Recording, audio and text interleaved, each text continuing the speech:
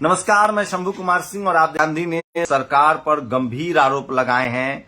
उन्होंने कुछ सवाल पूछा है कि कितनी बार अडानी को अपने साथ प्रधानमंत्री जहाज में ले गए हैं।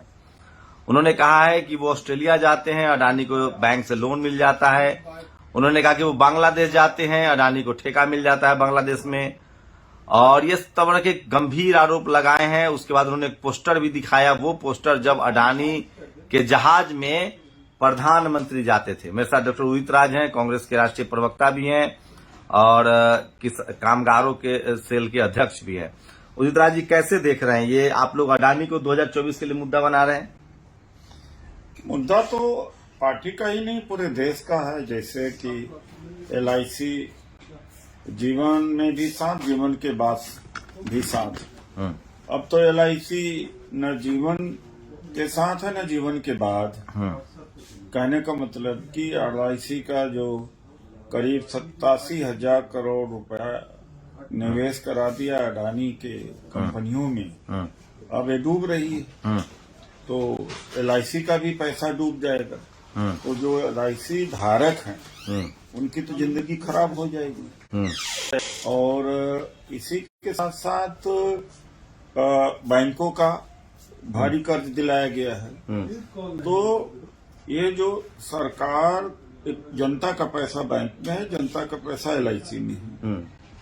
तो ये मोदी जी ने बैंकों को और LIC को कह करके लगा तो दिया पैसा इसमें, अब ये डूब रही है। तो जनता के हक के ऊपर या जनता के जेब पे डाका मारी प्राइम मिनिस्टर ने किया है।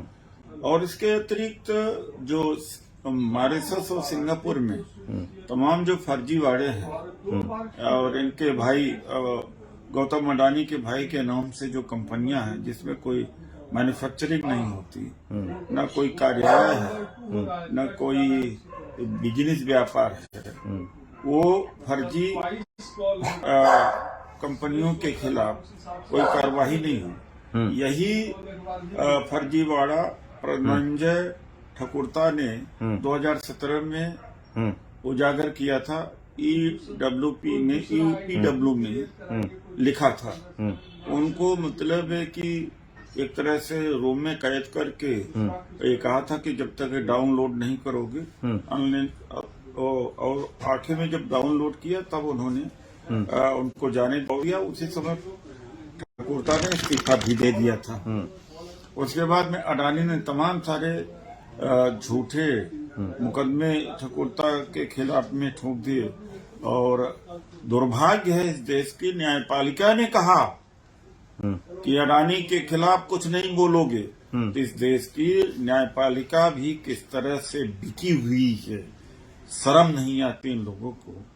ये जो भी अडानी का मुंह खोला उसमें जजेज ने कहा कि इस अडानी के इंटरेस्ट के खिलाफ अगर बोलोगे तो ठीक नहीं होगा। इसलिए ठकुरता जी को भी अपना मुंह बंद रखना पड़ा।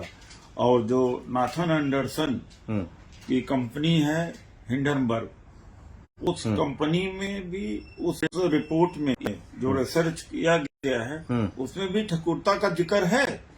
अगर भारत का कोई व्यक्ति उजागर करता, कांग्रेस भी अगर उजागर करती इस भ्रष्टाचार का, तो इस देश की जनता शायद न मानती, क्योंकि हिंदू मुसलमान के चक्कर में फंसी पड़ी हुई है। या जो भी उजागर करता उसको मार दिया जाता या तो जेल में भेज दिया जाता। जो कि अमेरिकी ने किया है, तो अमेरिका में कानून का राज है, जहाँ की राष्ट्रपति के यहाँ छापा पड़ सकता है।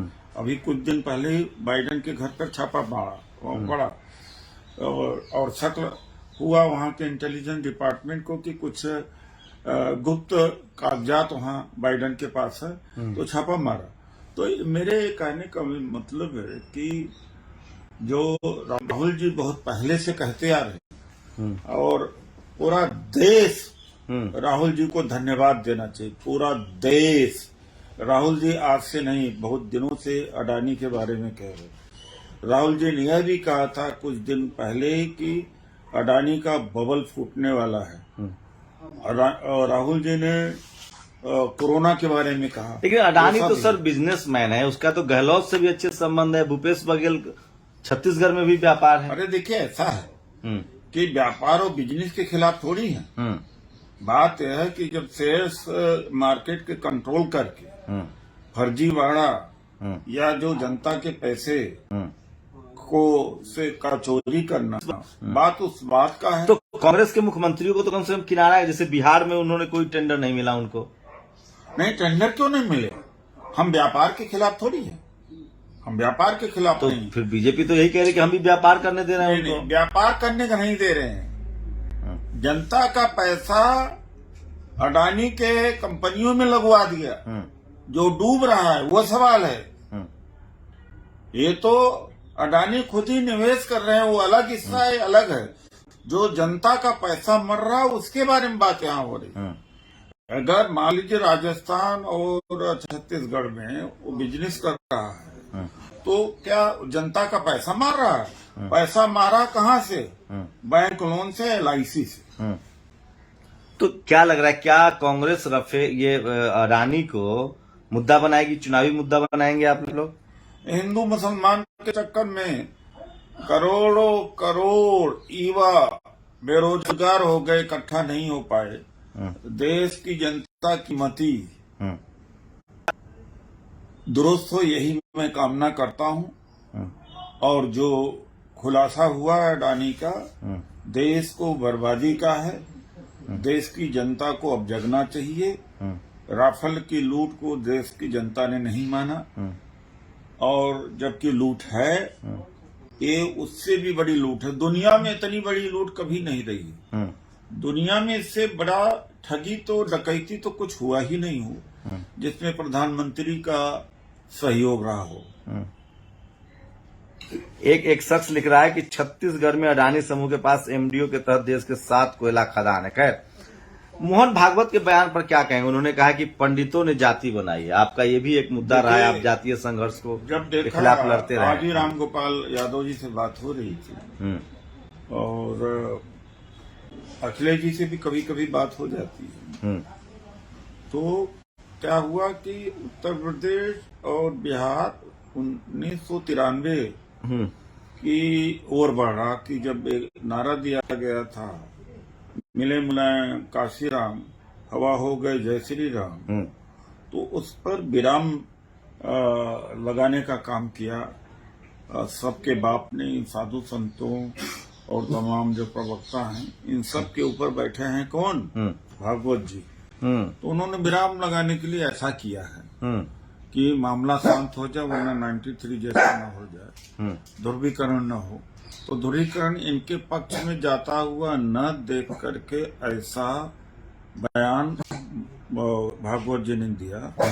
और बयान फिर भी मैं स्वागत करता हूँ बयान का। और दूसरी जो सबसे अच्छी बात उन्होंने कही, पता नहीं कहाँ से सच निकल आया उनके मुंह से, कि अगर हम गुलाम हुए हैं तो अपने खुद जातियों में बंटने को वजह से। तो ये 2 सच बातें उन्होंने कही है। तो क्या उन्होंने ब्राह्मण नहीं कहा, उन्होंने कहा पंडित। पंडित मतलब पढ़े लिखे लोग हैं। नहीं, पंडित का मतलब, पंडित तो 3-4 लोग के नाम फेमस हैं। नेहरू जी के नाम में पंडित नेहरू लगता था, मदन मोहन मालवीय के नाम में पंडित नेहरू लगता था। ब्राह्मण समाज को लग रहा है कि उन्होंने ब्राह्मणों को कह दिया। आपके नजर में क्या है पंडित? उन्होंने कहा कि पंडितों ने जाति बनाई। देखिए, धर्म शास्त्रों के ऊपर अधिकार ब्राह्मणों का है। जो पंडित का मतलब जैसे संबोधन किया तो लगता है ब्राह्मण। नेहरू जी और मालवीय जी का उदाहरण जो आपने दिया, सवाल किया, वो भी है। तो हर तरह से पुष्टि होती है कि उन्होंने ब्राह्मणों को किया। और इन सब के उपरांत जो वर्ण व्यवस्था है, ब्रह्मा के मुख से पैदा हुए हैं, ब्राह्मण पैदा हुए हैं। तो वो भागवत जी ने पंडितों, ब्राह्मणों को ही कहा पंडित, इसमें कोई संशय नहीं। कल आप लोगों का एक गोलमेज सम्मेलन है दिल्ली के कॉन्स्टिट्यूशन क्लब में, क्या है मुद्दा सर? हर पार्टी के 8 फरवरी को दिल्ली के कॉन्स्टिट्यूशन क्लब में डॉक्टर उदित राज के नेतृत्व में एक बड़ा गोलमेज सम्मेलन है। मुद्दा क्या है? हर पार्टी के सांसदों को, दलित नेताओं को, एमएलए एमपीओं को कल के साथ में गोलमेज सभा हो रही है। बाबा साहब ने हम लोगों के लिए गोलमेज सभा किया, हम यहाँ पहुंचे। एक छोटी सी गोलमेज सभा उनके सम्मान के लिए भी हम लोग करते हैं। हमारी मांग है कि नई संसद का नाम डॉक्टर अम्बेडकर हो और इसके पीछे समर्थन भी जुट रहा है। तेलंगाना विधानसभा ने प्रस्ताव पास करके मोदी सरकार से आग्रह किया है कि संसद का नाम बाबा साहब के नाम से हो।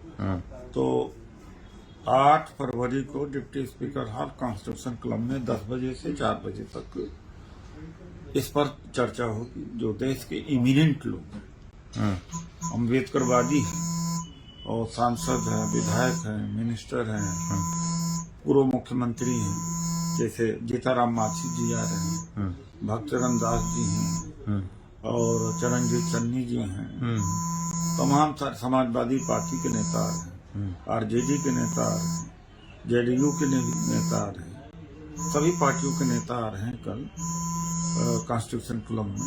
मांग यह है कि नई संसद का नाम बाबा साहब डॉक्टर अम्बेडकर हो। मुद्दा क्या है सर? बाबा साहब का नाम पर हो नए संसद भवन का नाम। तो ये थे डॉक्टर उदित राज। और एक और सर, राहुल गांधी का एक वीडियो सुनाता हूं आपको, देखिए सुनिए।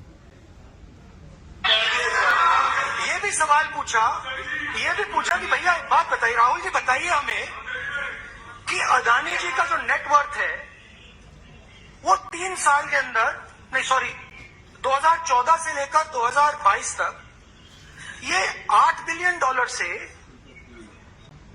$140 बिलियन कैसे हो गया? कैसे हुआ?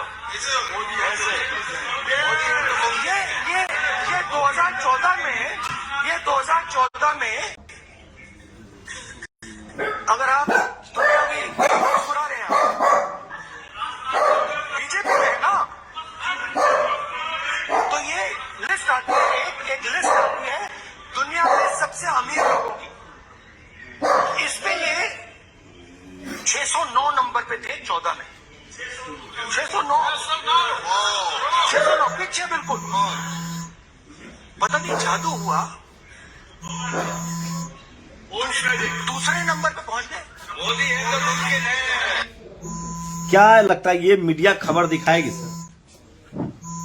सोशल मीडिया पर तो सोशल मीडिया पर चलेगा। उम्मीद है कि मीडिया को दिखाना चाहिए, लेकिन ये मीडिया तो मोदी भक्त है, मोदी मीडिया है, फिर भी ज्यादा उम्मीद नहीं करना चाहिए। लेकिन भारत जोड़ो यात्रा के माध्यम से और जो राहुल जी ने बोला है ये देश विदेश तक जाएगा, बात दब नहीं पाएगी। एक और वीडियो दिखा रहा हूँ, लास्ट में कमेंट लूंगा। ये देखिए, ब्रजेश पाठक से सवाल पूछा गया। बड़े भाई, तो पूछ लो बड़े भाई। बड़े भाई, भागवत बड़े भाई, 2 बजे से आए वादा तो पूछ लो बड़े भाई।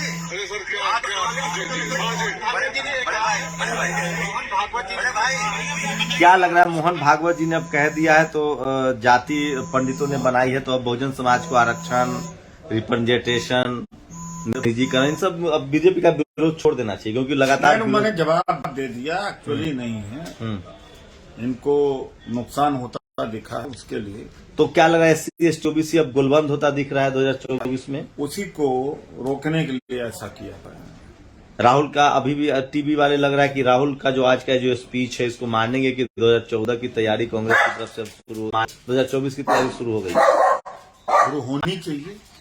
हालांकि ये सबके लिए कहा है, चुनावी तैयारी तो भाजपा करती है, लेकिन कांग्रेस नहीं कर पाती, आज तक जाती है। कांग्रेस देश की सोचती, जनता के सोचती, रोजगार के लिए सोचती है। राहुल गांधी बदले नजर आ रहे हैं। मैंने कल देखा उनको, मैंने भी कल भाषण सुना कॉन्स्टिट्यूशन क्लब में। लगता है कि वो पैदल चलने से आत्मविश्वास आ गया और ग्राउंड इशू को समझने लगे।